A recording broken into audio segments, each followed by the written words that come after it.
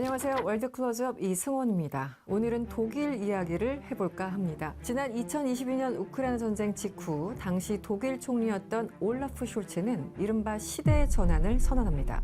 이 선언을 한마디로 표현하자면 전범 국가로서 지난 80여 년간 군사력 강화를 최대한 자제해왔던 독일에서 벗어나겠다. 그러니까 다시 말하면 이제는 유럽의 안보를 위해서 국방비를 증액하겠다는 중대한 선언이었습니다. 실제 독일은 국방비와 별도로 1,000억 유로의 국방 특별기금을 마련했고요. 최근 의회에서는 법까지 바꿔가면서 국방비 한도를 없애기로 합의합니다. 그리고 바로 얼마 전인 지난 7월 독일과 영국은 2차 세계대전 이후 첫 안보 협정인 켄싱턴 협정까지 체결하게 되죠. 한쪽이 공격받으면 다른 쪽이 지원한다는 상호 지원이 핵심입니다. 특히 핵 억지력 내용도 포함시켰습니다. 한편 독일은 몇 년째 이어지고 있는 경제 침체 그리고 구구 정당의 약진 등 여러 가지 혼란한 상황을 겪고 있습니다. 그래서 오늘은 2025년 독일은 어디로 그리고 어떻게 가고 있는지 전문가와 함께 알아보려고 합니다.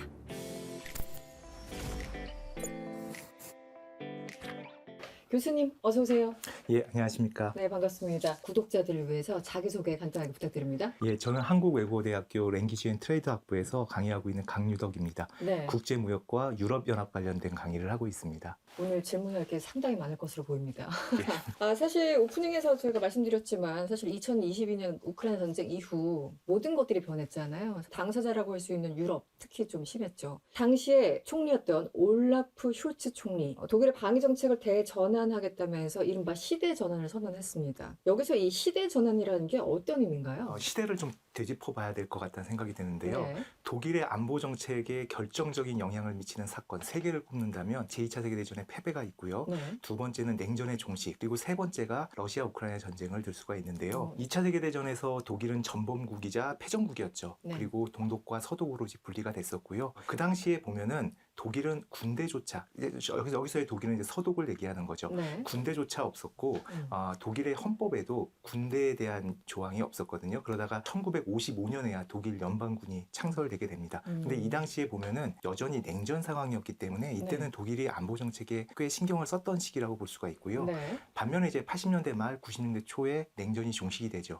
소련이 해체되고 유럽 내 여러 국가들의 체제 전환이 이루어지면서 독일 입장에서는 이제 안보상의 위협이 없어지게 되고요.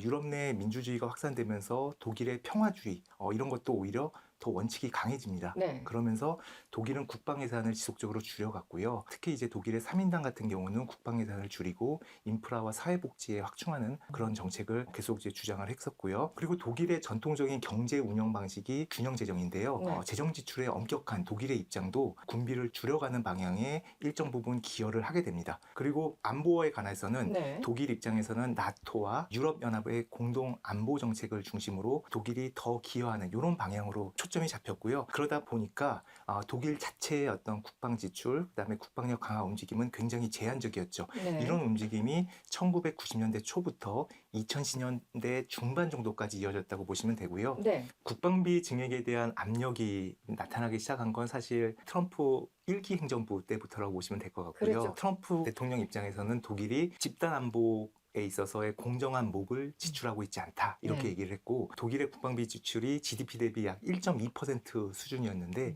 이게 너무 적다. 네. 2%를 맞춰라라고 줄기차게 요구를 했었습니다. 네. 그 당시에 안젤라 메르켈 총리 그리고 지금 EU 집행위원장인 우술라 폰데라이언이 그 당시엔 독일 국방부 장관이었거든요.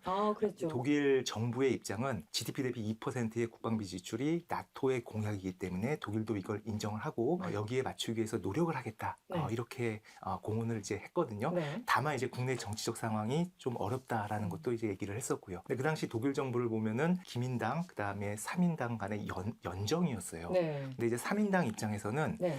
국방비 지출보다는 네. 오히려 인도적 지원, 그다음에 지속 가능 발전에 대한 대폭적인 예산 확대 이런 것이 더 중요했고 이런 거를 통해서 평화를 정착해 나가는 것이 병행돼야 된다 이렇게 얘기를 했어요. 네. 그러다 보니까 장기간에 걸쳐서 국방비 지출의 인상 이런 것들이 이루어지지가 않았죠. 그리고 그 당시에 이제 독일의 생각을 보면 2014년 초에 러시아가 이제 크림반도를 병합하게 되거든요. 그때 미국을 비롯해서 유럽연합이 일제히 러시아에 대해서 경제 제재를 실시를 했죠. 근데 그 와중에도 독일은 노스 스트림 2를 개통합니다. 러시아와 독일을 직통으로 연결하는 해적 가스관이지 않습니까? 네. 이거 1을 개통한 데 이어서 2를 개통하게 되는데 음. 그게 2010년대 중후반입니다.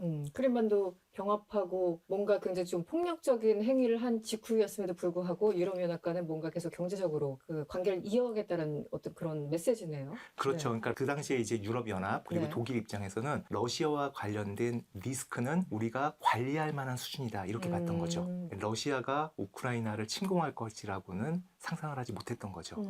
22년 2월 24일 날 네. 러시아가 침공을 하게 되거든요. 근데 27일 날 이제 불과 3일 후에 당시 이제 올라프 숄츠 총리가 네. 독일 연방의회에서 연설을 하면서 그때 시대적 전환이라는 표현을 사용합니다. 그 당시 그 표현이 국내 언론에서도 굉장히 많이 회자가 됐었어요.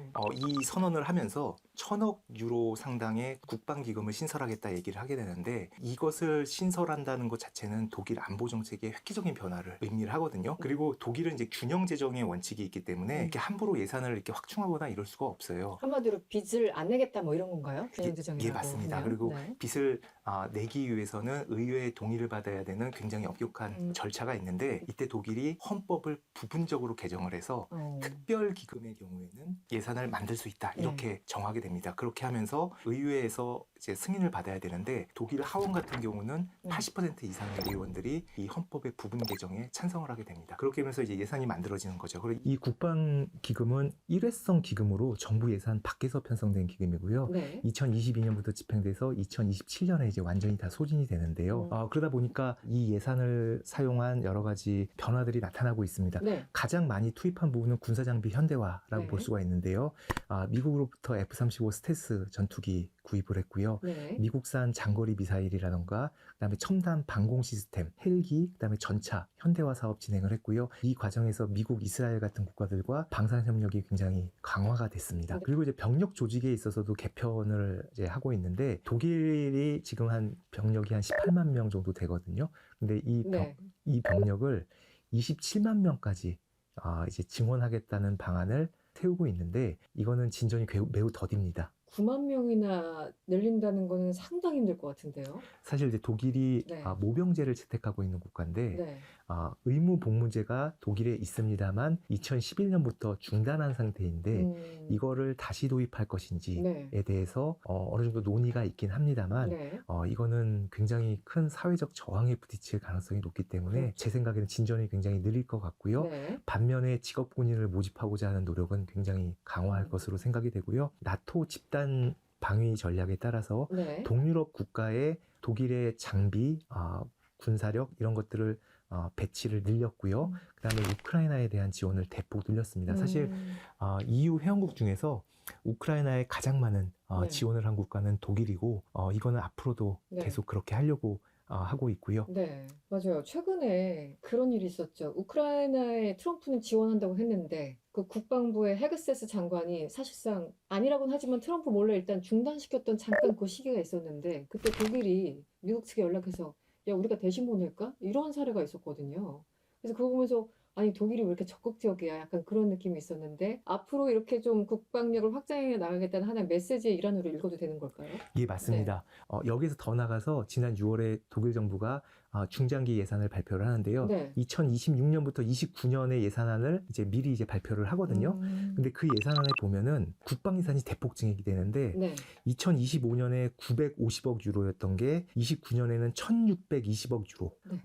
대폭 이거 너무 많이 늘어나게 있는 거 되고요. 아니에요? 네. 그리고 이 예산안에는 우크라이나에 대한 지원까지 포함하고 있는데 그렇게 되면은 올해 2.4% GDP 대비 2.4%인데 2029년에는 3.5%까지 증가하게 되고요. 네. 그렇게 되면 독일은 이제 명실상부 GDP 대비 규모로나 그다음에 절대적인 규모로나 유럽 내에서 가장 많은 국방비를 지출하는 그런 국가 중 하나가 되는 거죠.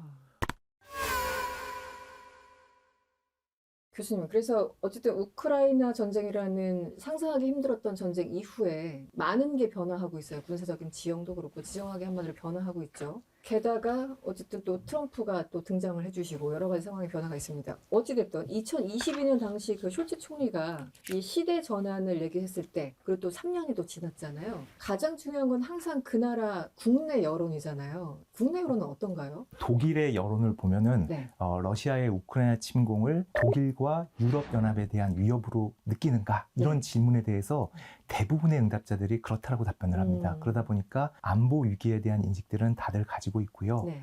그리고 국방비 지출을 증액하는 거에 대해서는 주로 젊은 층, 그다음에 나이가 많으신 분들, 주로 이제 보수주의 계층에서는 찬성하는 입장이 강하고요. 네. 반면에 급작스럽게 국방 예산을 늘리게 되면은 결국은 균형 재정이 깨지거나 그렇죠. 또는 이제 세금을 인상해야 되거나 또는 지출을 해야 되는 복지라던가 환경 관련된 부분에서 줄일 수밖에 없지 않습니까? 네. 이런 거에 때문에 우려하는 움직임도 양쪽으로 다 존재하긴 합니다. 그러네요. 네. 하지만 국방비 지출 증가의 어떤 당위성에 대해서는 대부분의 국민 여론이 이거를 인지하고 지지하는 분위기입니다. 네. 사실 우크라이나 전쟁이 없었다면은 그 후자 쪽이 훨씬 더 강했을 텐데 여전히. 그런데 한번 전쟁이 실제 일어나고 더군다나 3년 내내 지금 아직도 안 끝났잖아요. 네, 맞습니다. 그러니까 네. 여론이 그쪽으로 좀 움직일 수밖에 없네요. 그래서 그런지 최근에 저는 이 소식 듣고 뉴스 보고 굉장히 놀랐어요.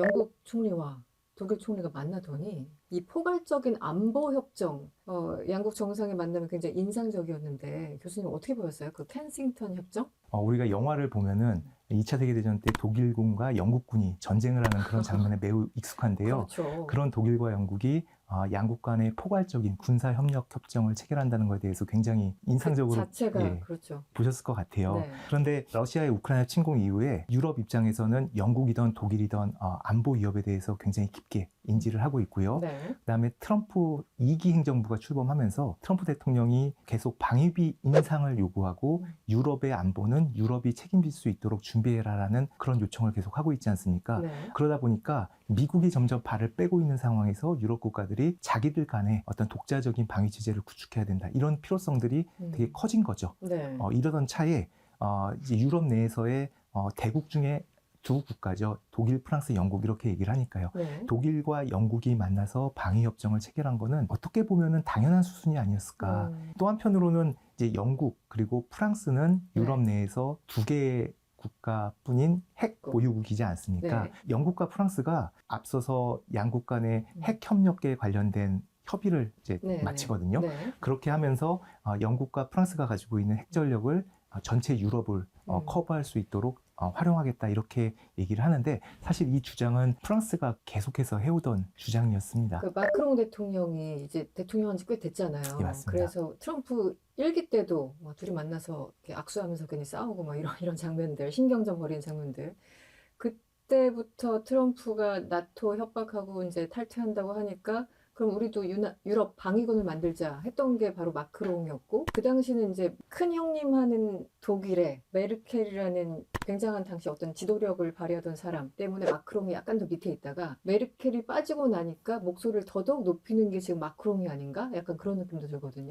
메르켈 총리가 거의 17년 정도 총리를 그렇죠. 했기 때문에 16년. 사실 이제 유럽 정상 중에서는 제일 오래 정상 자리에 있었다고 볼 수가 있고요. 그 다음에 이제 마크롱 대통령이라고 그렇죠. 볼 수가 있는데 네. 마크롱 대통령은 이제 프랑스의 전통적인 프랑스식 주권주의, 드골리즘이라고 얘기를 하죠. 네네. 그 입장에 굉장히 충실한 그런 정치적 리더라고 볼 수가 있고요. 네. 프랑스의 독자적 역량을 강조했고 이 독자적 역량을 유럽연합 내에서 더 키움과 동시에 이거를 유럽화하는 거에 대해서 굉장히 관심이 많은 네. 그런 지도자라고 볼 수가 있거든요. 네. 그러다 보니까 프랑스가 가지고 있는 어떤 핵전력 이런 것들을 유럽화하자 이런 주장들을 계속 해왔고 네. 독일이나 폴란드 이런 국가들이 과거였으면 굉장히 부정적으로 답변을 했을 거예요. 그런데 유럽의 안보 위협이 워낙 커지다 보니까 네. 여기에 대해서 긍정적으로 네. 응하고 있고 네. 이런 차원에서 독일과 영국 간의 핵 관련 협상이 순조롭게 네. 합의를 도출한 것이고 네. 여기에 이제 독일이 참가를 하게 된 거죠.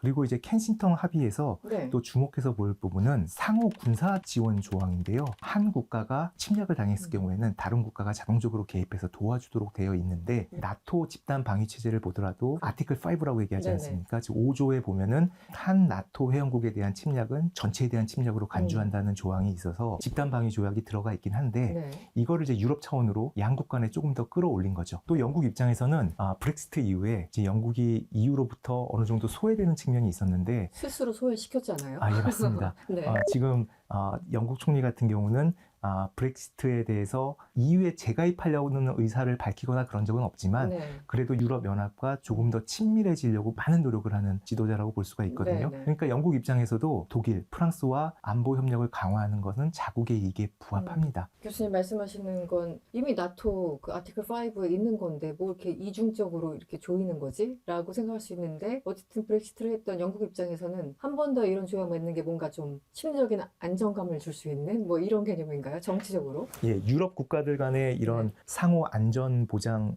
협약을 체결하는 거는 네. 일종의 이중 안전장치라고 볼 수도 그렇죠. 있고요. 또 한편으로는 유럽이 미국 중심의 안보 체제에서 점점 조금씩 벗어나서 유럽 국가들 간의 독자적인 안보 체제를 만들려는 그런 움직임으로 볼 수도 있습니다. 그런데 교수님 보시기에는 마크롱이 그 수년 전부터 얘기했던 그 유럽 방위군 어떻게 가능해 보이시나요? 유럽 방위군에 대한 논의는 과거부터 논의가 되어 왔었고요. 네. 가장 최근 논의를 보면은 2022년 3월에 유럽연합이 글로벌 나침판이라는 일종의 전략을 발표를 합니다. 이 전략에서 보면은 네. 유럽의 안보 역량을 대폭 강화하고 그다음에 유럽의 방위군을 창설하겠다는 이런 내용들이 들어가 있거든요. 이 계획은 사실은 2020년부터 논의가 됐던 건데 발표되기 직전에 러시아가 우크라이나를 침공하면서 네. 이 계획안이 대폭 강화가 되거든요. 네. 그러다가 2025년 올해 돼서는 유럽연합에서 리암 유럽에서 유럽 재무장이라는 계획을 발표하면서 유럽의 국방비를 대폭 증액하는 그런 계획들을 발표하게 되고요. 그리고 EU 차원에서의 국방비 지원 계획들을 많이 발표하게 되고 네. 여기에 유럽 방위군의 계획을 좀 더 구체적으로 병력 수까지 언급해가면서 제시를 하게 됩니다. 네. 물론 그 유럽 방위군의 그 규모가 1만 명이 되지가 않아요. 그냥 수천 명 수준에 이르기 때문에 네. 사실상 이제 한 국가의 군사력이라고 할까요? 네네. 이런 거랑 비교했을 때는 큰 의미는 없는 거라고 볼 그러네요. 볼 수도 있지만 네. EU 차원에서 군대를 만들어내는 거에 대해서는 지금까지 많은 국가들이 굉장히 반대가 많았거든요. 그 이유는 이 국방이라는 거는 물론 집단안보 체제라는 게 있습니다만 궁극적으로 주권의 영역이에요. 그러다 보니까 자국에서 군대를 차출해서 유럽군을 만든다는 거 그리고 통합 방위 체제와 명령 시스템을 만든다는 거에 대해서는 서로 이견이 굉장히 많았는데 거부감이 있겠네요. 네. 예, 근데 이 부분이 지금 굉장히 빨리 추진 동력을 얻고 있는 거죠. 그러니까 아까 글로벌 나침판이라고 불리는 계획은 이미 2020년에? 2020년에 논의가 시작돼서 2022년 3월에 발표가 됩니다. 2월에 우크라이나 전쟁이 예, 맞습니다. 있었고 지금 러시아가 계속 더 공세적으로 나오다 보니까 최근에 나온 리암은 어떻게 보면 확대된 아닌가요? 확대된 아닙니다만 글로벌 캠퍼스 같은 경우는 일종의 비전적인 측면이 굉장히 많았거든요. 선언, 그다음에 로드맵적인 측면이 강했는데 네. 유럽 재무장 계획 같은 경우는 거기에 구체적인 수치를 언급을 합니다. 그래서 EU와 회원국 차원에서 얼마만큼 국방 예산을 증액할 것인지에 대해서 얘기를 하게 되고요. 유럽연합 국가들은 재정 준칙을 따라야 될 네네네. 의무가 있는데요. 네. 그거를 이제 안정성장 협약, Stability and Growth Pact라고 얘기를 하는데요. 여기에 따르면은 재정 적자를 GDP 대비 3% 제한을 해야 되는 규정이 있거든요. 네. 그런데 국방비에 대해서는 여기서 예외를 두자라는 논의가 지금 EU 차원에서 만들어지고 있고 거의 확정이 됐다고 보셔도 과언이 아니거든요. 네네. 그러니까 이런 것들이 유럽 전체에서 국방비 확충에 얼마나 우선순위를 두고 있는가 이런 것들을 알 수 있는 그런 내용이라고 볼 수가 있고요. 최근에 유럽연합 집행위원회가 EU의 단연도 예산안을 발표를 하는데요. 유럽연합은 7년 단위로 예산안을 편성을 합니다. 지금 집행 중인 예산이 2021년부터 2027년까지 예산이에요. 그러면 2028년부터 34년까지 예산안을 네. 만들어야 되는데 최근에 발표를 했거든요. 물론 이제 확정되기 위해서는 여러 가지 절차가 있습니다만 근데 이 예산안을 보면은 국방 관련된 예산이 굉장히 증액이 많이 돼 있습니다. 그래서 집단 안보, 그다음에 유럽 주변에 존재하는 여러 가지 위협에 유럽이 어떻게 대응할 것인가 이 분야에 최우선 순위를 두고 예산이 지금 만들어지고 있기 때문에 유럽 내에서의 그 안보에 대한 인식 이런 거는 정책적으로 완전히 지금 반영되고 있다 이렇게 보시면 될 것입니다. 교수님 그 메르츠 총리가 취임 이후에 뭐 총리 되신 지 얼마 안 됐죠. 그래서 의회 연설에서 이런 얘기를 하더라고요. 독일 연방군을 유럽에서 가장 강력한 재래식 군대로 만들겠다. 이것도 또 완전히 이게 격세지감 막 이런 느낌이잖아요. 이건 어떻게 보셨어요? 2010년, 11년 이때 유럽에 재정위기가 있었습니다. 네네. 그 당시에 그리스, 포르투갈, 아일랜드, 스페인 이런 국가들 구제금융 받았는데요. 그 당시에 독일이 굉장한 리더십을 발휘했거든요. 물론 이제 독일이 여러 가지 긴축 정책이라던가 이런 것들을 남유럽 국가들이 채택하도록 압력을 넣은 것도 있습니다만 사실 유로존 전체를 이끌어가는 건 독일의 경제적 리더십이었다고 볼 수가 있어요. 네네. 그럼 독일이 군사적 리더십은 있느냐? 그건 전혀 아니지 않습니까? 네. 근데 메르스 총리의 연설을 들으면서 독일이 경제적 리더십에도 준하는 정치적 또는 안보적 리더십을 이제부터는 발휘하겠다. 이런 의사 표현으로 저는 조금 들었고요. 그렇군요. 과거에 있었던 신중한 평화주의적인 군사 정책에서 벗어나서 그리고 더 이상 미국에만 안보를 의존하지는 않고 유럽의 군사적 영역에서도 네. 핵심 강국으로서 네. 리더십을 발휘하겠다 이런 선언으로 이제 봤었고요. 네. 과거에는 독일의 어떤 안보 정책이 나토에 좀 귀속되는 그런 네. 측면이 있었는데 이제는 유럽 안보 구조의 중심축이 되겠다. 반면에 이제 어려움은 있을 것 같아요. 사실 독일이 오랜 기간 동안 전쟁에 참여해본 경험 자체가 없어요. 그렇죠. 그러다 보니까 네. 어떻게 20만이 넘는 군사 강국으로 이제 군대를 늘릴 수 있을까? 네. 여기에 대해서는 의문점이 좀 있고요. 네. 단기간에 징병제를 부활하는 뭐 이런 조치에 대해서는 그건 엄청난 사회적 반발, 논쟁이 있겠죠. 특정 개인이 법적으로 소송을 제기한다던가 여러 가지 법적 분쟁이 있을 수도 있는 일이라고 생각이 돼서 어려움이 있을 것 같아요. 그리고 무기 체계라던가 여러 가지 방위 산업을 육성하는 부분에 있어서도 단기간에 그 무기 체계를 바꾸는 것 자체가 사실 어려워요. 폴란드가 왜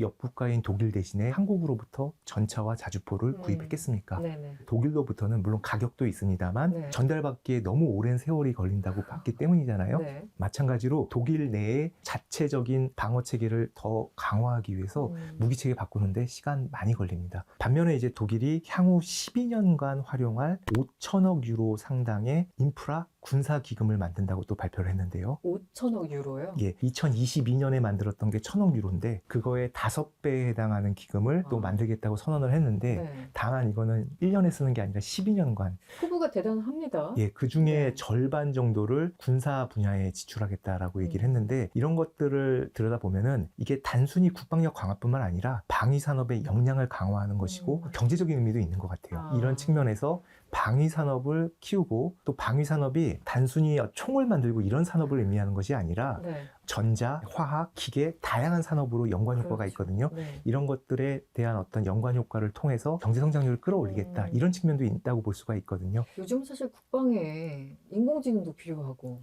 그 모든 첨단 기술들이 다 필요하잖아요. 안보도 당연히 이제 유지하는 거지만 이거 하나의 산업으로 보겠다라는 측면도 강하겠네요. 예, 그럴 네. 수밖에 없는 것이 이 정도 지출을 하면서 단순히 국방 분야의 역량만 강화하겠다. 네. 이거는 사실 국민들을 설득하기 어렵거든요. 그렇죠. 탱크 몇 대 더 만들겠다 이런 걸로 설명이 안 되니까. 예, 맞습니다. 네. 그래서 장기적인 경제 정책의 일부로서 국방 정책을 끌고 가려는 그런 움직임을 보이고 있습니다. 실제 왜 선언해놓고 사실상 아무것도 안 돌아가는 경우도 있잖아요. 그런데 지금 말씀 들어보니까 그때부터 지금까지 차근차근 뭔가 준비해왔고 이번에 또 이 메르츠 신임 총리는 한 번 더 재확인하고 다짐하는 그런 상황이기 때문에 지금 독일에서 얘기한 것들 그냥 허투루 볼 수 없다. 라는 게 확인이 되는 거네요. 예, 맞습니다. 네.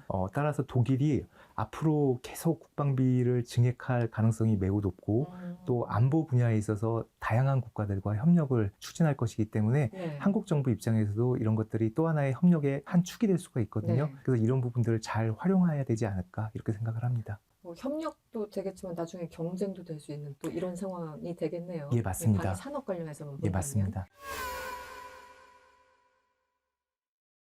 독일 경제 얘기도 한번 해볼까요? 사실은 그동안 수차례에 들어왔던 거는 독일 경제 안 좋아, 계속 안 좋아, 마이너스야 이런 거였거든요. 실제 봤더니 2023년 그리고 2024년 마이너스 성장률이고 올해도 한 0%대라고 하는데 이거 맞나요? 사실 독일이 2년 연속 마이너스 성장을 한 거는 네. 통일 이후에 처음입니다. 통일 이후에죠. 예, 1990년 이후에 처음이고요. 네. 그러다 보니까 더 큰 주목을 받게 되는 것이죠.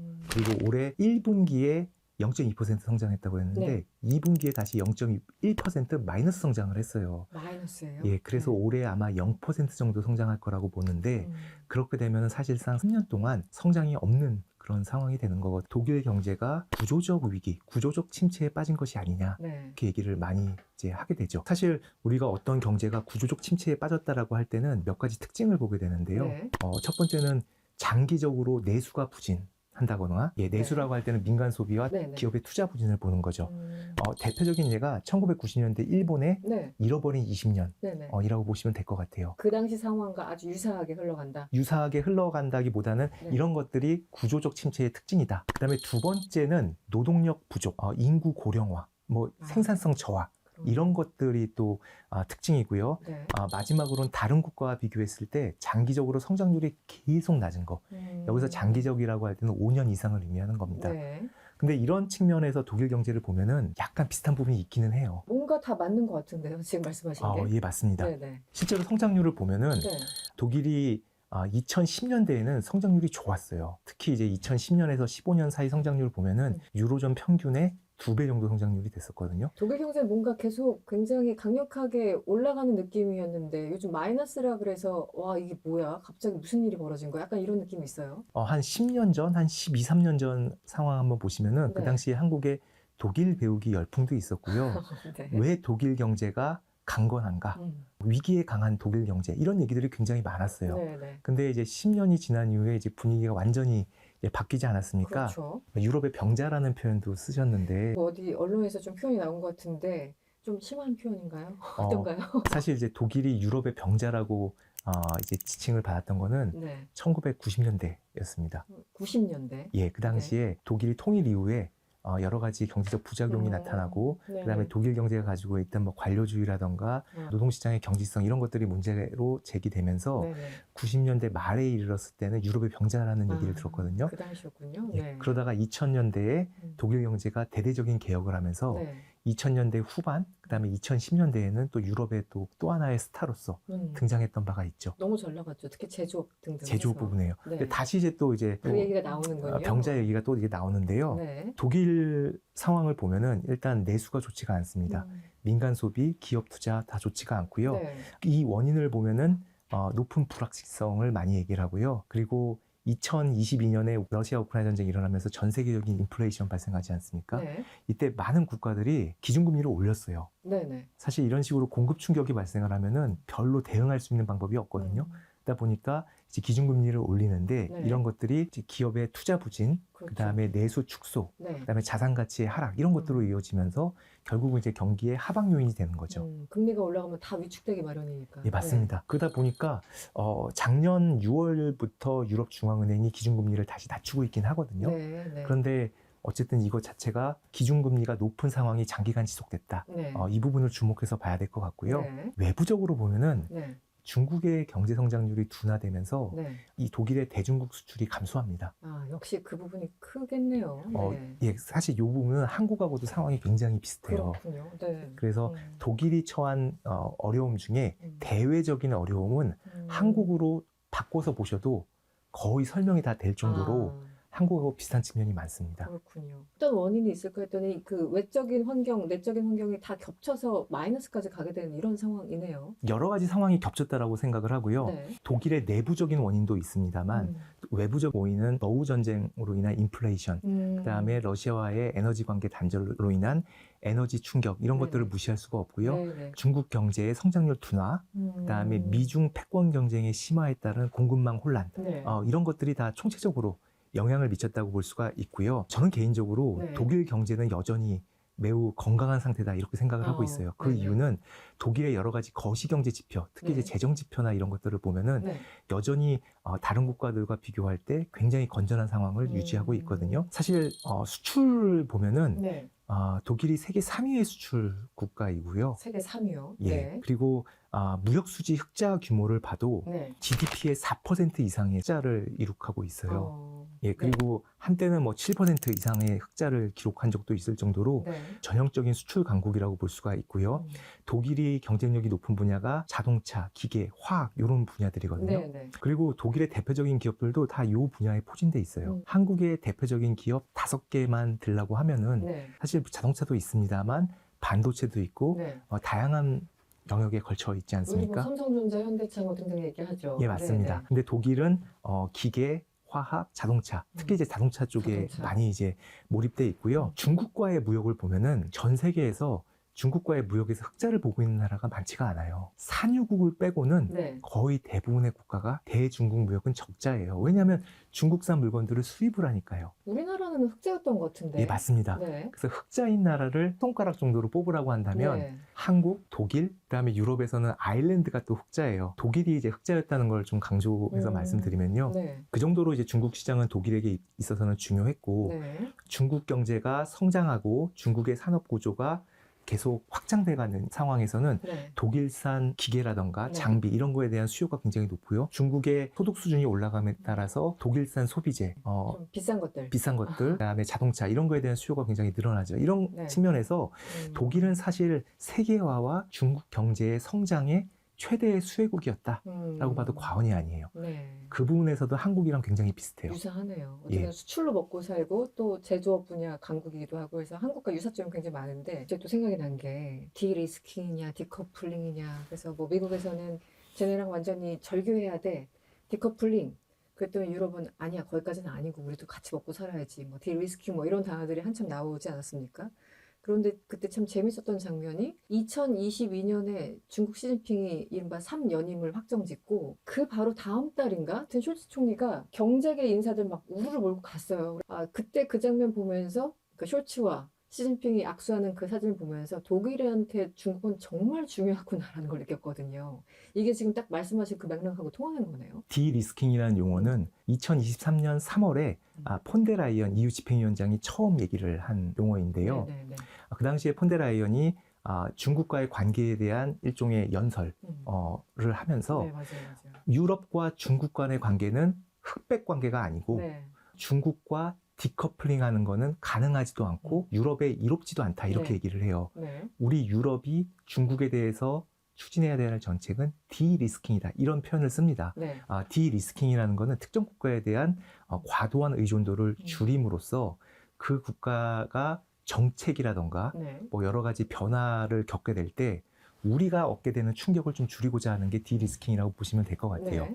근데 이 디리스킹이라는 용어가 디커플링이라는 용어하고는 조금 달라요. 맥락이 확 다른데요. 네. 디커플링이라고 할 때는 좀 용어가 부정적이잖아요. 그렇죠. 끊는다는 네, 거니까요. 네, 네. 단절 이런 예. 느낌인데. 디리스킹이라고 할 때는 리스크를 줄인다는 거기 때문에 이 용어상에 있어서의 의미가 좀 긍정적으로 와닿거든요. 네, 뉘앙스가 완전히 다른데요. 근데 이 용어가 사실은 독일 산업계가 유럽연합에 계속적으로 주장을 해서 관철시킨 것이다라는 얘기가 많아요. 디커플링까지는 안 돼. 뭐 이런 흐름이 있었던 건데 그 중에서 독일의 목소리가 가장 높았던 거군요. 예, 맞습니다. 네네. 독일 입장에서는 중국은 여전히 포기할 수 없는 상업적 기회를 주는 시장이기 때문에 상업적 기회를 최대화하고 반면에 리스크는 줄이고자 하는 이런 워딩을 만들어내서 네. 유럽연합 쪽에다가 계속 제시를 했던 거라고 볼 수가 있고요. 그런데 이제 뭐 자동차, 기계, 화학 하면 그냥 독일 하면 제조업 이거는 수십 년간 뭔가 하나의 공식과 같은 그런 느낌인데 다른 분야는 솔직히 잘 모르겠어요. 다른 분야는 뭐 하고 있지? 뭐 인공지능 잘 나가나?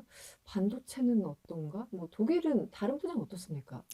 사실은 독일을 하면 우리가 정밀공학, 그다음에 네. 첨단 제조업 이런 쪽으로 굉장히 유명하고 네. 이것 자체가 독일 경제가 갖고 있는 굉장한 경쟁력이죠. 그리고 2010년대 초반에 특히 이런 평가가 강했는데 최근 3, 4년 동안에 있는 평가는 독일의 산업 모델이 디지털 쪽으로 전환하는데 좀 늦은 것이 아니냐 이런 얘기가 많이 나오고 있습니다. 네. 대표적인 게 자동차 분야에서는 내연기관과 전기차의 차이인데요. 그렇죠. 독일 네. 같은 경우는 내연기관 분야에서 뭐 경쟁력 1위의 네. 기업들을 다수 보유하고 있고 사실 독일차 하면은 뭐 품질 우리가 모두 다 인정하지 않습니까? 그러다 보니까 오히려 전기차 전환에 늦었다라는 이런 평가를 받고 있고요. 네. 실제로 독일의 자동차 수출을 보면은 계속 감소하고 있어요. 근데 이 감소하는 이유가 독일이 해외 생산을 늘렸기 때문이기도 하지만 네. 또 한편으로는 전기차로의 전환이 늦었기 때문에 이런 것이 아닌가라고 얘기를 많이 하고 있고 네. 같은 기간에 중국 같은 경우는 전기차 분야에 굉장한 투자를 통해서 이쪽 분야에서의 산업을 굉장히 키웠죠. 예. 네. 그리고 이제 미국 같은 경우는 디지털, AI, 양자 컴퓨터 이런 네. 쪽으로 산업의 패러다임이 급속도로 전환됐고 이 분야에서의 거대 기업들이 계속 등장했죠. 네. 하지만 사실 독일 기업들 우리가 찾아보기 쉽지 않을 거예요. 생각나는 기업이 없네요. 생각해보니까. 예. 네. 그러다 보니까 최근 수년 사이에 산업 패러다임의 전환에 적응하지 못했다라는 평가를 받고 있고요. 이런 것들이 거시경제에 있어서의 경쟁력 저하로 조금씩 나타나고 있다. 이렇게 얘기들을 합니다. 갑자기 노키아가 생각나고 이러네요. 거대한 전환의 시기에 그 시기를 놓쳤을 때 완전히 도태되는 그런 상황. 네. 그런데 그렇다면 독일은 조금 늦은 감은 있는데 사실 조금 확장시켜 보면은 이 지금 말씀하신 뭐 AI, 디지털 뭐 양자 미국만 잘 나가는 것 같고 유럽 전반이 좀 그렇다는 느낌도 없지 않아 있네요. 그래서 유럽이 추진하고 있는 가장 중요한 두 가지 패러다임의 전환이 네. 첫 번째는 그린딜, 녹색 전환이고요. 네네. 두 번째는 디지털 전환입니다. 그러니까 이 디지털 전환 쪽에 뭐 반도체라던가 네. AI라던가 네. 모든 디지털 관련된 산업들이 들어가 있는 거죠. 네. 그래서 이 분야를 키우기 위해서 다양한 형태의 산업 프로젝트를 지원을 하고 있고 각 회원국 차원에서도 이 분야를 구성하기 위해서 굉장히 많은 노력을 하고 있는데 그럼에도 불구하고 북미나 아시아 기업들에 비해서는 늦어 있다라는 그런 생각이 여전히 있습니다. 교수님 최근에 가장 따끈따끈한 얘기들 그리고 논쟁적인 이야기들은 역시 그 미국이 벌이고 있는 관세 전쟁이잖아요. 그리고 일본에 이어서 어쨌든 최근에 유럽연합과 미국이 관세 협정을 맺었습니다. 경제 강국인 독일에 미친 영향도 상당할 텐데 어떻게 보세요, 그 부분은? 이번 합의는 관세, 투자, 그다음에 무역 장벽에 관한 내용들로 이루어져 있는데요. 네. 사실 관세만 보면 이제 15%의 관세를 부과하겠다는 것이고 네.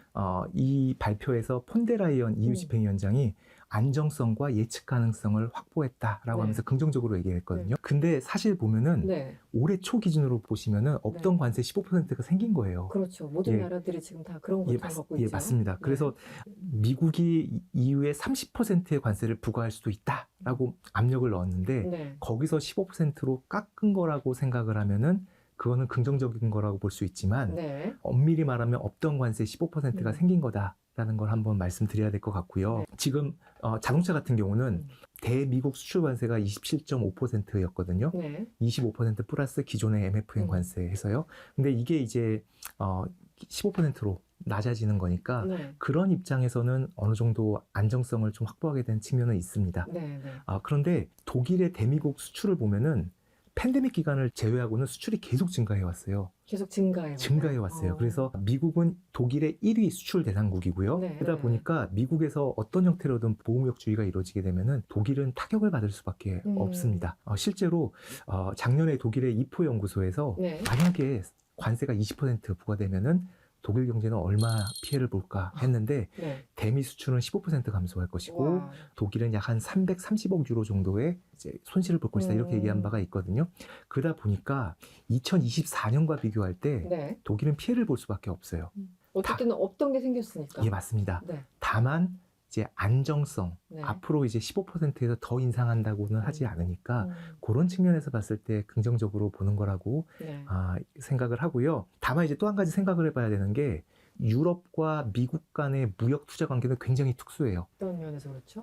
유럽연합과 미국은 상호 간의 최대의 수출국이에요. 네네. 그리고 투자로도 밀접하게 연결돼 있는데 아시아 기업들의 대미국 투자, 아시아 기업들의 대유럽 투자보다 미국이 유럽에 투자한 것이 더 많습니다. 그렇습니까? 예, 상호 간의 투자가 아시아 기업들의 투자보다 비교할 수 없을 정도로 더 많은 상황이고 그 다음에 유럽과 미국 간의 무역은 대략 한 60% 이상을 기업 내 무역이라고 합니다. 그러니까 결국은 이제 기업의 계열사 간의 무역이라는 거죠. 그러니까 공급망이 굉장히 밀접하게 얽혀 있기 때문에 네. 여기에 관세율 15%가 부과된다는 거는 이거는 공급망에 있어서의 굉장히 큰 변화를 의미하거든요. 네네. 그래서 지금 우리가 15% 확정됐기 때문에 일단 다행이다 이렇게 생각할 수 있지만 네. 이건 장기적으로 굉장히 큰 변화를 야기할 겁니다. 독일 경제에는 결코 좋은 소식은 아닙니다. 근데 지금 말씀하신 것처럼 유럽연합 전체와 미국이 서로 사실 이제 경제적 의존도라고 하죠. 그게 높다 보니까 그래서 왜 당초에 뭐 30% 막 이렇게 했을 때 저쪽에서 유럽연합에서도 그럼 우리 보복관세 똑같이 할 거야. 뭐 보복관세라고 하든 맞불관세라고 하든 그러면서 처음에 엄청 으르렁거렸잖아요. 그것도 사실 맥락은 이렇게까지 밀접하게 돼 있는데 설마 미국이 저렇게까지 할까? 약간 이런 뉘앙스도 있었던 것 같네요. 이 유럽연합이 네. 레버리지가 좀 없었던 두 가지 이유를 들자면 네, 유럽연합이 미국을 상대로 대규모의 무역 흑자를 보고 있어요. 그렇죠. EU의 대미국 흑자는 계속 증가해 왔어요. 네, 중국의 대미 흑자는 안정적이거나 감소하는 추세를 보이거든요. 네. 근데 유럽의 대미국 흑자는 증가하기 때문에 결국 이 부분에서 레버리지가 좀 없었고요. 그러니까 유럽 입장에서 미국 시장이 미국이 유럽 시장을 생각하는 것보다 더 중요한 거죠. 그러네요. 이 부분이 하나가 있고요. 네, 놓치면 안 되는 시장. 예, 맞습니다. 네. 두 번째는 안보 부분으로 얽혀 있어요. 아. 유럽은 결국 우크라이나를 가장 최전선으로 해서 러시아랑 지금 맞서고 있는 이런 상황이고 네. 미국의 도움이 없이는 안보, 그다음에 에너지 부분에서도 굉장히 코너로 몰릴 수밖에 없는 상황이거든요. 그렇군요. 이런 부분에서 네. 협상력이 조금 작았다라고 그렇군요. 말씀드리고 네. 이런 것들을 이제 트럼프 대통령이 잘 포착해낸 것 같습니다. 그래서 폰데라이엔 집행위원장이 이 불확실성을 없앴다고 그렇게 강조한 이유는 맞듣지 않지만 그래도 이 정도로 한 건 또 선방한 거야. 약간 이런 뉘앙스가 있나 봅니다. 예, 맞습니다. 네, 네. 네. 사실 교수님 이 독일 경제 얘기를 쭉 하셨는데 사실 더 큰 쇼킹한 뉴스가 있었죠. 정치. 이게 독일은 특히 본인들의 과거 때문에 그 억눌러 왔던 또 사회적으로 서로 약속했던 그런 넘지 말아야 할 선들이 있었잖아요. 근데 최근에 뭐 천국 보면은 극우파들이 막 득세한다라는 뉴스들만 나오고 독일 정치는 어떻게 가고 있는 걸까요? 사실 극우 정당들의 득표율, 그다음에 네. 세력이 확대되고 있는 거는 유럽 전반에서 다 벌어지고 있는 현상이에요. 네, 그래서 흐름이 잡혔어요, 그렇게. 예, 반드시 독일만의 현상은 아닙니다만 네. 독일에서 매우 이례적으로 그리고 강하게 두드러지고 있는 거죠. 지난 2월에 독일에 총선이 있었는데요. 네. 기민당, 그다음에 기사당 연합이 1당이 됐고요. 네. 2당으로서 독일을 위한 대한당, 즉 AFD, 네. 극우 정당인데요. 이 정당이 20% 이상의 득표율로 2위를 하게 됩니다. 그런데 사실 극우 정당이 2위가 되리라는 거는 한 5년 전에만 해도 독일에서 상상할 수 없는 그렇죠. 그런 상황이었고요. 네. 이 AFD 10년 전으로 거슬러 올라가면은 정말 군소 정당이었습니다. 네. 기원을 보면은 유로존 위기 때 네. 독일의 유로화 탈퇴를 네. 주장하던, 사실 아. 독일이 유로화를 탈퇴한다는 것 자체가 굉장히 말이 안 터무니없는 어떤 네. 그런 주장이지 않습니까? 네. 이거를 주장하면서 만들어진 정당인데 이 정당이 사회의 어젠다를 다 포괄하게 되면서 네. 기성 정당인 마냥 크게 성장을 해온 거고요. 그리고 이 성장 과정이 갑자기 성장한 것이라고 보기보다는 지난 수년 동안 서서히 꾸준히 성장했다고 이렇게 보시면 될 것 같고요. 네. 그럼 왜 갑자기 2022년, 25년 이 선거에서 이렇게 크게 성장했는지를 보면 네. 결국 가장 중요한 거는 민생 불안입니다. 민생. 예. 결국 먹고 살기가 너무 힘들어지니까 그 모든 뭐 전 세계 인류의 보편적인 그 과정이기도 한데 힘드니까 극우파들이 득세할 수밖에 없는 환경. 저는 사실 러시아 우크라이나 전쟁이 여기에 크게 기여했다 이렇게 네, 생각을 그런 것 하는데요. 같아요. 이 전쟁으로 인해서 물가 상승률이 높아지게 되고요. 이 고물가 상황 속에서 어쩔 수 없이 물가 낮추기 위해서 기준금리를 올리게 되고요. 네. 그렇게 되면서 이제 국민들이 이중적으로 고통을 겪게 되죠. 네. 일단 물가가 오르고 반면에 대출 받기는 어려워지고 기업은 투자를 축소하고 네. 이런 민생이 어려워지면서 이런 문제에 대해서 결국은 이제 중도 우파와 중도 좌파 정당, 다시 말해서 기민당과 사민당이 해결을 해야 되는데 네. 이런 두 개의 기성 정당이 이걸 해결하지 못한다는 생각이 들자 극우 정당이 대한 정당으로서 네. 대한 세력으로서 득세했다. 네. 이렇게 보실 수 있고요. 또 한편으로는 이 극우 정당들이 보면은 과거에 비해서 굉장히 세련돼졌어요. 그 레토릭 같은 게 예전에 너무 거칠었는데 지금은 굉장히 그럴듯하게 들린다는 건가요? 예, 맞습니다. 네. SNS를 굉장히 잘 활용을 하고요. 젊은 세대들한테 굉장히 많은 어필을 하게 되고 또 한편으로 정당의 강령, 구조 이런 것들을 현대화시키면서 과거의 어떤 노쇠한 네. 사실 이제 아주 보수적인 그런 정당들은 네. 옛날 느낌 나지 않습니까? 그렇죠. 이런 것들을 굉장히 많이 탈피를 했고 이거는 독일과 프랑스 다양한 국가에서 공통적으로 나타나는 현상입니다. 네. 과정에서 결국은 이제 2당까지 되었던 거죠. 그 프랑스도 그렇고 뭐 독일도 그렇고 이제 극우 어떤 그 흐름 속에 또 젊은 사람들 많이 그 앞줄에 세우는 그런 것도 있더라고요. 이게 나이 든 사람들만의 어떤 그런 극우적인 그게 아니라 요즘 젊은 사람들도 이런 거 요구한다라고 하면서 뭔가 젊은 사람들을 대표로 세우고 이런 것들. 근데 저 나라가 갑자기 저렇게까지 변한 거는 이제 당장 근거리로 봤을 때는 우크라이나 전쟁이 확실하게 있었던 것 같고요. 또 한편으로는 이게 굉장히 좀 안타까운 얘기인데 난민을 정말 많이 받았잖아요. 맞습니다. 네. 예. 제일 많이 받은 게 독일이었고 결국은 내부에서 어떤 식으로든 그렇게 좀 곪고 있었던 것 같아요. 요즘 상황을 보면.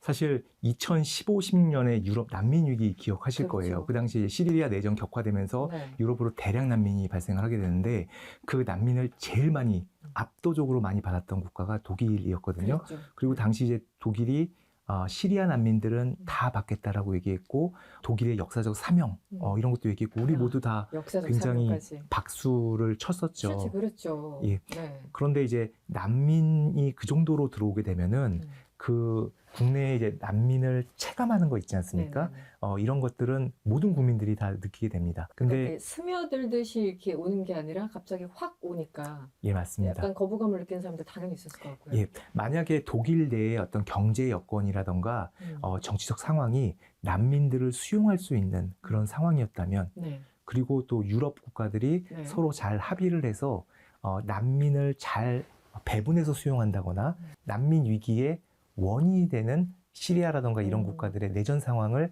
잘 종식시킬 수 있는 방향으로 사전에 개입을 했다면 네네. 이 문제는 없었을 것 같아요. 그렇죠. 그런데 이것들이 이제 사전에 이루어지지 않음으로써 계속 이제 난민들이 유입되고 이런 것들이 정치적인 소재로 이제 활용이 많이 됐고요. 네. 그리고 실제로 보면은 코로나 기간 동안에 네. 유럽의 난민 유입이 확 줄었다가 아. 그 이후에 다시 늘어나기 시작했고요. 아. 2024년 정도 되면은 네.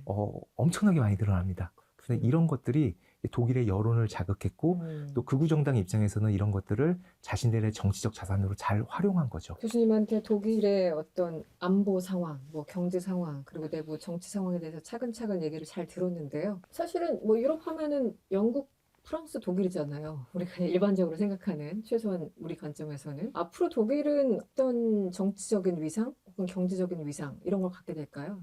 향 좀 전망을 해주시면 어떨까요? 일단 독일 정부가 안정적으로 운영이 돼야지 이 모든 정책들을 다 추진할 수 있는 건데요. 네. 지금 독일은 대연정이지 않습니까? 그렇죠. 중도 우파와 중도 좌파가 지금 연정을 이루는 상황이기 때문에 두 정당이 어떻게 의견 일치를 보느냐가 굉장히 중요할 것 같아요. 네네. 그리고 독일 국민들의 여론을 좀 살펴볼 필요가 있는데 네. 글로벌 무역 그리고 안보 환경이 계속 불확실해지고 있고 에너지 문제 그다음에 난민 문제 이런 것들이 네. 독일 여론에 계속 자극하는 어떤 요인이 되거든요. 그렇죠. 이런 문제들을 계속 봐야 될 것 같아요. 그래서 이런 부분들이 종합될 때 독일의 위상 이런 것들이 결정될 것 같다는 생각을 해보고요. 좀 더 거시적인 맥락에서 보면은 네. 세계화 그다음에 자유주의 국제 질서 이런 것들이 지금 변곡점을 맞이하고 있는 것이 아닌가 이런 생각을 해봅니다. 네. 이런 과정에서 독일의 빵 정책 그다음에 여러 가지 정치적 변화가 일어나고 있는 거라고 보고요.